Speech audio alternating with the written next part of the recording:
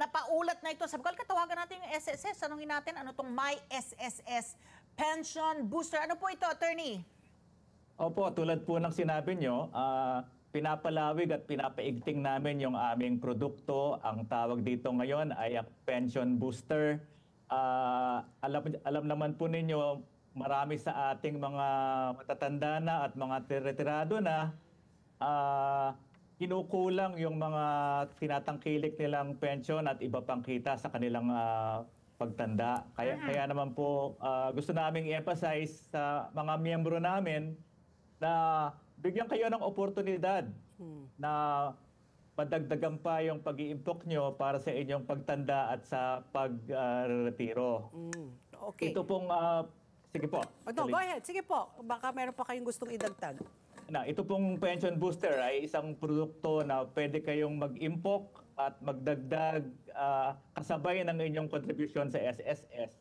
Para nga po sa pagtandaan nyo ay marami kayong pagkukuhanan ng mga panggastos nyo sa inyong pagtanda. Sige po, attorney. So, paki-explain kung paano po, anong mekanismo para sumali dyan sa pension booster. Kung ako ay isang empleyado, every month, automatic po, meron po akong kinocontribute sa SSS.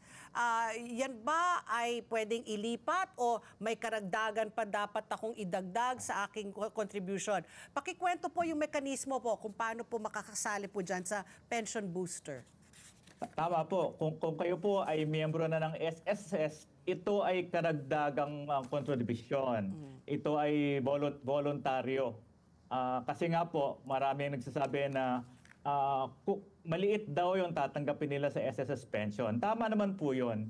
Dahil lilinawin ko po, yung regular nyong SSS pension, hindi naman dinisenyo yon para maging isa at tanging pagkukuhanan nyo lang ng retirement income. Dapat po ang mga kababayan natin, maraming sources. Yung SSS, first layer lang po yon. Kung mapalad kayo at yung kumpanya nyo ay may pension, then may corporate pension kayo. At yung pinakamahalagang component nun, yung personal savings ninyo. Dito po papasok ang pension booster. Ito yung voluntaryong mekanismo para makasali kayo. Kung miyembro po kayo, madali lang po. Kung meron kayong online account sa MySSS, nandoon po ang mga directions paanong lumahok dito sa programang ito. Sa mga social media sites po namin, sa Facebook, ang Philippine Social Security System, marami na rin po kaming mga promotional materials para tulungan yung mga miyembro natin kung paano sumali dito sa programang ito. Okay. At sa huli po, marami po kaming branches nationwide. Bumisita lang po kayo at pwede rin po kayong tulungan doon. Okay, para lang maingganyo kayo makinig.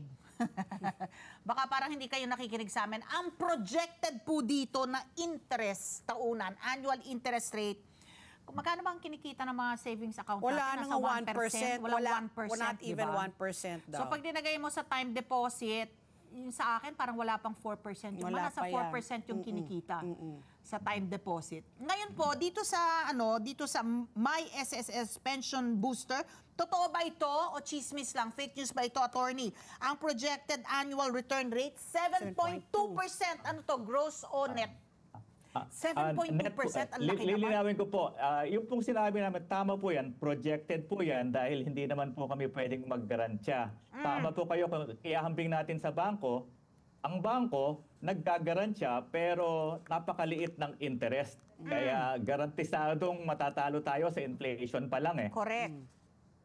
Ito pong pension booster, hindi po ito guaranteed, subalit, ang programa po namin, nag-i-invest lang sa mga ligtas na instrumento. Mga government securities, government bonds, mga bonds ng mga blue chip companies, yung mga malalaking kumpanya lang.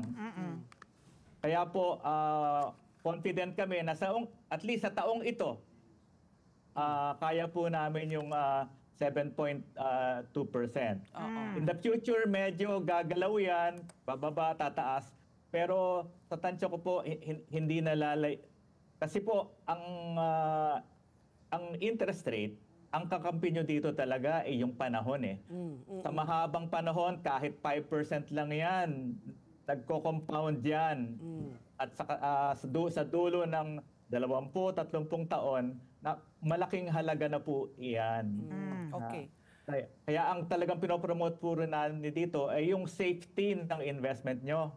Marami rin po kasi tayo mga kababayan natutukso sa mga fly-by-night na investment scam. Short and Nangangako quick. ng 30% a month. Diba? Scam naman po iyon. So attorney, ibig sabihin po, pero kasi sabi ninyo dapat at least 5 years no na nakadeposito po diyan sa SSS at although meron sabi niyo pwede naman mag-withdraw pero baka may penalty charge. Pero ano po ang nakikita po ninyong minimum na dapat pong i-contribute? Pwede ba yan monthly magdadagdag ka o dapat lump sum kunyari 10,000 yan dapat isang bagsakan o kada buwan parang yung monthly contribution mo dinadagdagan mo para lumalaki nagkakaroon nga ng sabi niyo nga compound interest. Paano po yung ano po niyan? Paano po yung again the mechanism? Iyon po ang kagandahan ng pension booster. It's very flexible. Ang minimum monthly investment po dito is 500 pesos lang. Ngayon po, lilinawin ko, hindi naman kung kayo medyo hindi naman gano'n karami yung extra income nyo, hindi naman kailangan buwan-buwan kayo magde-deposito. Pwedeng kung kailan lang kayo makaipon ng 500, saka lang nyo isasabay yun sa SSS contribution nyo. Kaya very flexible po siya. Ngayon, yung isa naman pong sinabi nyo, kung biglang nakatanggap kayo ng malaking halaga, pwede rin nyo pong isang bagsakan, i-deposit, ilagak ito sa pension booster. So, minimum ng 500 a month? Oo. Tapos, Apo. teka At muna. hindi po kailangan buwan-buwan yan. Hindi Okay. kailangan buwan-buwan na maghuhuli. Hindi ka mukha ng mandatory contribution. Talagang nakatuwa yun yung Kaltas. monthly. Kung Tama po. magkano ang nakakaya nyo, tapos kung whenever. Oo. Para lang dagdagan Dagdag lamang sa yung pondo. inyong retirement fund. But tell me about, yung kailangan ba 5 years hindi mo galawin?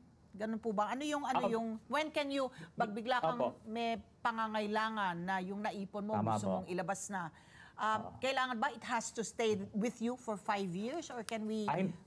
Hindi po. Kasama po yun sa flexibility ng programa namin. Although hinihimok namin yung mga miyembro namin na i-deposito ng matagal. Kasi nga, ang pangunahing layunin nito is paghahanda para sa pagre-retiro eh.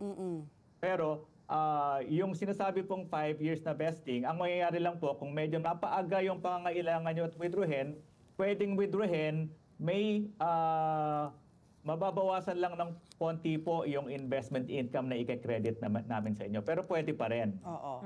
Kaya po hindi kayo kailangan mag-alala na kung merong mga emergency at kailangan nyong mag-withdraw, pwede naman po. Let's get together. Sunnet 25.